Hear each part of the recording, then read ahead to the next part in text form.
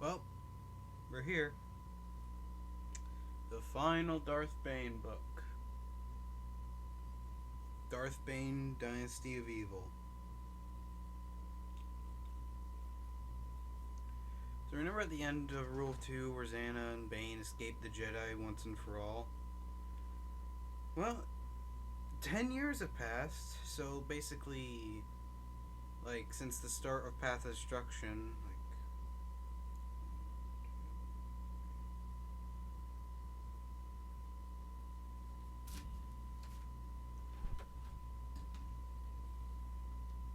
this studies math.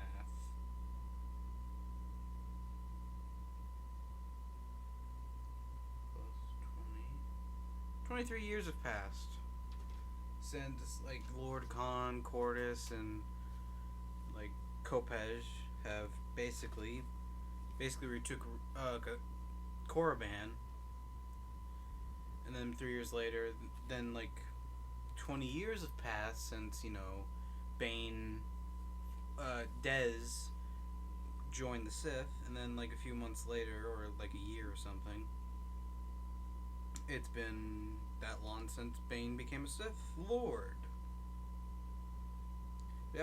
Basically, this is 10 years after losing his Orbalisk armor. Basically, he and Xana have moved to a very far outer rim planet, and basically have disguised themselves as rich, noble siblings. Basically, it's an excuse to harbor Sith artifacts. Now, Bane is pretty much having a bit of a worry because Xana has yet to challenge him, even though he has shown very distinct signs of old age. And he's starting to worry that she doesn't have what it takes to become the Lady of the Sith. But he has discovered a way that he might be able to train a new apprentice so he can continue the whole Rule of Two thing. And that is from the holocron of the immortal Sith Lord Darth Andatu. So he can learn the secret to extended life and train a new apprentice. That is the prologue. It's kind of surprising how much this is called the Darth Bane trilogy, but yet only one of them really has Darth Bane as the main protagonist. But anyway, in chapter 1, we meet this Jedi on official business to bring back a Sith dark side artifacts, mainly just talismans and stuff, called Met Tandar. He's meeting up with the rebels of this planet called Done. Basically, it's a even worse Apatros from the first book, where Apatros at least had some bits of living conditions. Basically, this is a barren wasteland with a feudal society with a very rare mining research, and the miners are a little bit pissed because, well, down with the high command French Revolution crap. Basically, Met Tandar is meeting up with him not to negotiate peace because the rebels recently have killed the Prince of Done, so that's a very bad thing that happened. But what he's really there for is to collect, the dark side artifacts that the miners have found. But a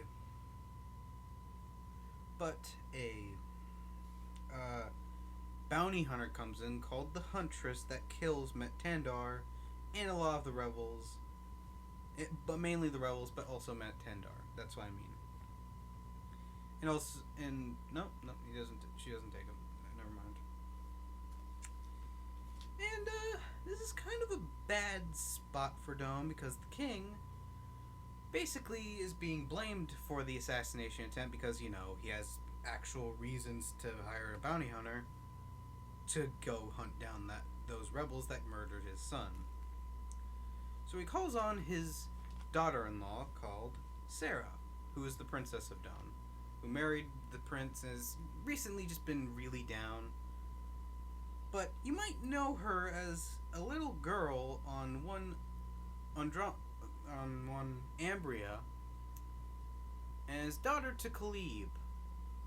Yeah,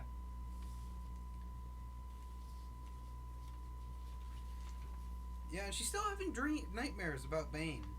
Very, very, very big nightmares about Bane. But she also has a friend called Lucia. You might recognize her as the sniper, as like the rookie sniper in the Gloomwalkers, alongside his Dez before he came yelled Dark Bane, Lord of the Sith on him. But she basically became a bounty hunter after the Brotherhood got destroyed, and met up with Sarah and just been following her to protect her from scary individuals. And it's kind of revealed that she actually hired the Huntress to get revenge on the rebels because she didn't like seeing Sarah sad. And instead of being appalled by the action, Sarah's actually very okay with it and basically lies straight to the king's face to save her friend. But Sarah agrees to go to the Jedi Order to basically, get peace talks with the Jedi going, so the Republic doesn't come in there and kick like the Doan royal family's butt for basically killing one of the Jedi Order. And they meet up with Master Oba, and he's basically the master of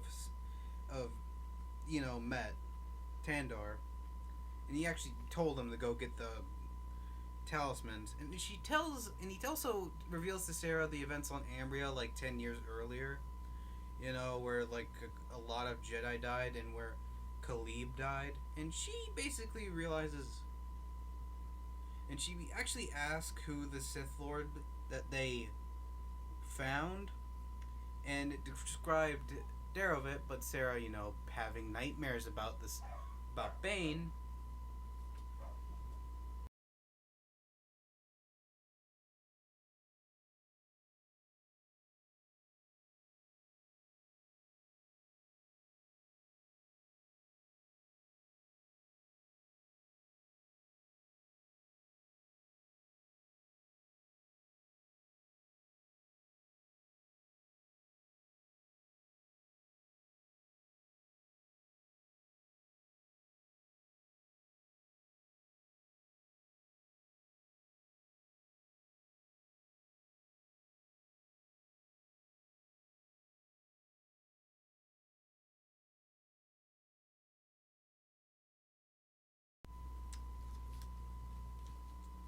And because she knows how Bane actually looks, she realizes that Bane basically tricked the Jedi and is determined to finally get revenge and purge her own inner demons, and basically tells Lucia to go hire that Huntress again to go hunt down Bane.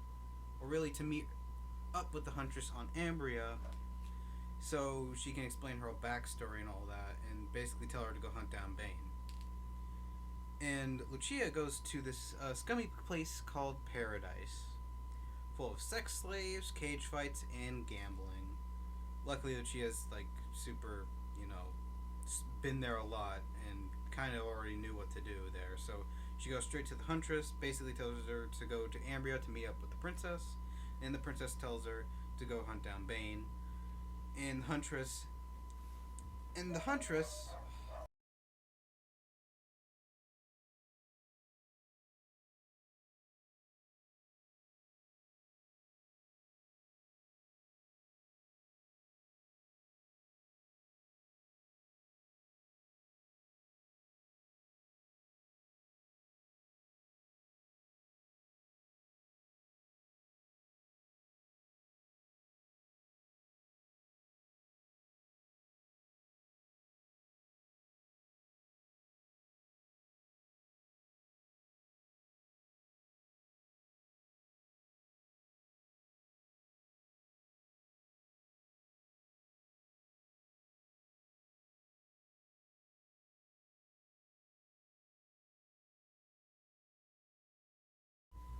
Okay, so the Huntress is a.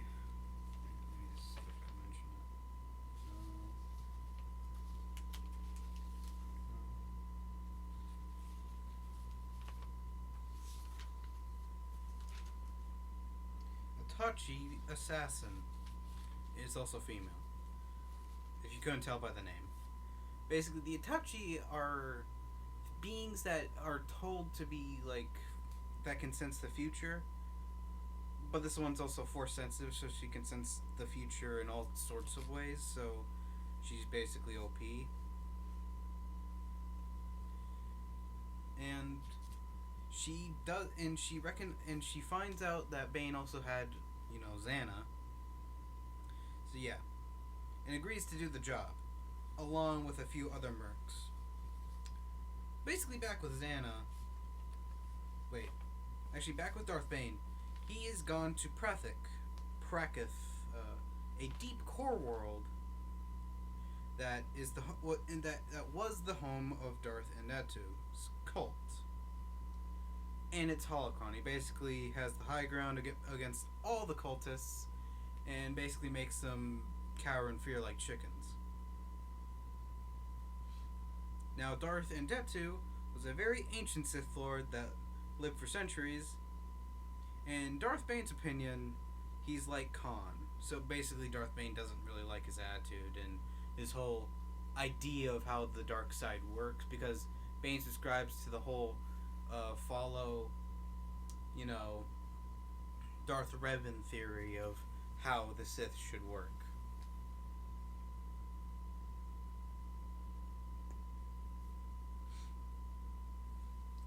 But yeah, he basically learns how to make himself immortal through this thing called essence transfer. And pretty much, it's you put your soul into a weak-willed body. Weak-willed in the fact of mind, not like bone marrow or something like that.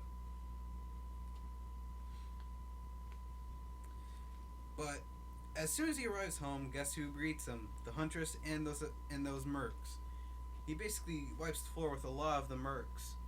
But he actually gets caught off guard by the Huntress, who poisons him and brings him to Sarah, to an ancient prison which held minors. So if she's found out there, it's gonna be kind of a bad image for Doan. So yeah.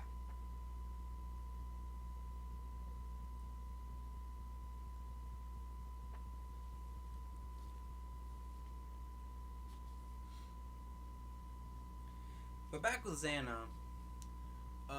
So Xana is having a bit of is actually starting to worry for a minute, because guess what?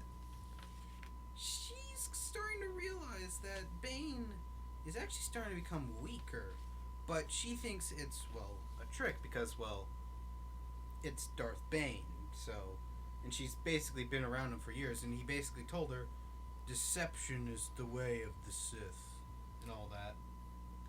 And so she believes it's some sort of trick, but after she gets a mission from Bane, this is way earlier in the book, by the way, and pretty much she's sent to get those dark side artifacts from, Doan, those ones that the miners had, but they're taken by this guy called Seth Harth. But Xana believes that Seth Harth is pretty much a guy that Bane wants to be his new apprentice, because she has suspicions and worries that she's no longer able to serve her master. Basically, Seth Harth is a dark Jedi, and the dark Jedi, unlike the Sith and the Jedi, are pretty much just, selfish assholes, more than anything. They don't really want to conquer the world, or just be peaceful and all that patience and crap. They just want to look out for number one, and that is themselves. And he basically kills the main miner that has the artifacts, and just kind of takes him for himself. But Xana tracks him down because, one, she wants to make him her new apprentice before she challenges Bane to one epic showdown.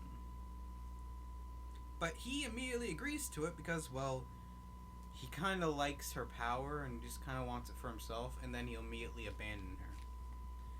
And he helps her out by tracking down Bane when they arrive back and learn that Bane was captured, and that Doan is responsible, and then he knows where they're actually where they're holding Bane. So yeah, he's a big help. But pretty much, Xana tells him to be patient and wait, but Seth, in the prison, senses the holocron of Darth Anetu, and knowing who Darth Anetu is, because he was also the Padawan of Master Oba, so he kind of knows about that stuff, because the whole dark side artifacts that guy has, and wants. Not in like a Sith way. He just kind of wants them to see if the Jedi can understand the dark side, and basically abandon Xana in favor of immortality. And he actually does get it, but he also realizes that the prison's alarm system just kicked in, and tries to rush for a ship, not his original ship, a new ship, so that he can leave and not get tracked down by Xana. But he's also stopped by the Huntress, who's also there, and they fight, but the Huntress is very outmatched by, a literal Jedi. So she lets him go, because the prison was about to blow up anyway, and that's pretty much where Set's story ends, in this way. So back to the rest of the cast. Sarah is torturing Bane because she's kind of been like embracing her inner dark side a little bit, and Bane is pretty much just taunting her. And Lucia can't believe that Dez became Bane, because Bane is Dez, by the way, and they knew each other.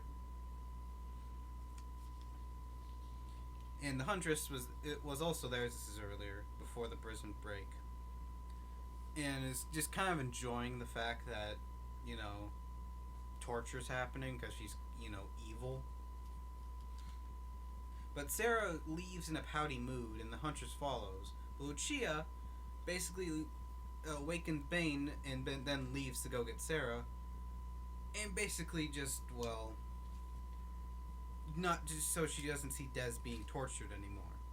Bane breaks out, basically goes on a giant rampage. Xana senses he breaks out, but she also senses the fact that, he doesn't have a lightsaber. The Huntress took it. And Xana and Bane meet up for their first duel of the book, and Bane leaves. Because, he doesn't have his lightsaber, and it's not honorable. But pretty much, Sarah is revealed by the Huntress that Lucia betrayed her, and basically decides to detonate the entire prison and then leave. But Lucia then meets up with Bane before he fights with Xana. I'm very lost in this. And basically, Xana full-on electrocutes Bane, but then it gets bounced off to Lucia, because, Bane was sensed it, and is killed. Sarah is very heartbroken and takes her friends back to her old homeworld, because, detonating the prison would kind of be a bad image for her, basically deeming her a traitor to the royal family. So she basically leaves, goes back to her old home, buries Lucia, and then just awaits for Bane. Darth Xana escapes, by the way, from the prison before it explodes. And Darth Bane meets up with the Huntress, who basically says, "Hey, can I become your new apprentice?" He's like, "Sure." And she takes on the new name of Darth Cognis, after she kills Sarah. But anyway, they go to Ambria, they kill Sarah, and basically, now there's a new rule of two duo. Well, not for long, because Bane calls up Xana and is like, hey, let's settle this.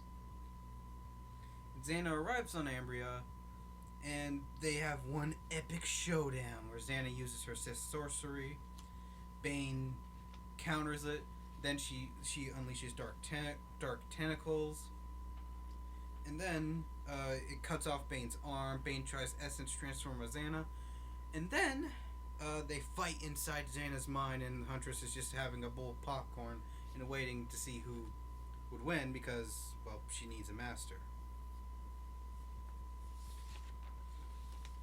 And who comes out on top? Darth Xana. Oh yeah, Sarah died, by the way. The Darth Cognis killed her. And Darth Zana seems to come on top, but she also has a twitch in her hand that's like a big motif that Bane had earlier in the book, because like he's getting old, and basically the dark side corrupts your own body to basically make it look horrible. You know, that's why Sidious looked like crap after episode 3. But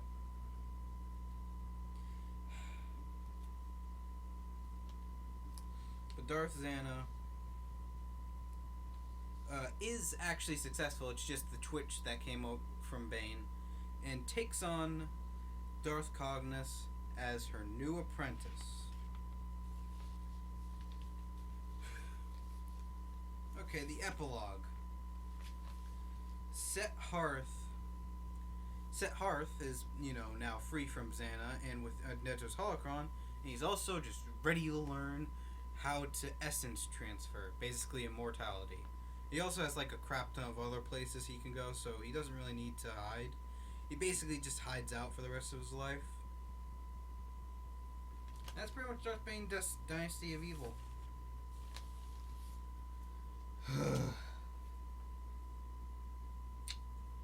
Well, I hope you enjoyed it.